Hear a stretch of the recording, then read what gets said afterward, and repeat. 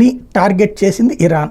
Israel అనేటటువంటిని దాన్ని సర్వనాశనం చేసి దాన్ని స్వాధీనం చేసేసుకోవాలి, యూదులందరినీ అంతం చేయాలి, యూదు జాతిని అంతం చేయాలి, దాన్ని తమలో కలిపేసుకోవాలి అన్నటువంటి ఇరాన్ ఉద్దేశం. అందుకని అటు పక్కన లెబనాన్, ఇంకో పక్కన యెమెన్, ఇంకో పక్కన పాలస్తీనా, ఇంకో పక్కన ఇరాక్, ఇంకో పక్కన సిరియా, వీళ్ళందరి చేత ఎప్పుడు అక్కడ కొంతమందిని తీవ్రవాదులు తయారు చేసి వాళ్ళ చేత దాడులు చేస్తుంటారు.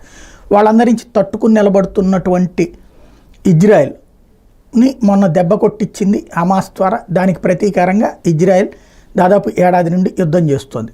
వచ్చే నెల 7కి ఏడాది అవుతుంది. ఇప్పుడు తాజాగా ఇజ్రాయెల్ అయితే తెగేసి చెప్పేసింది.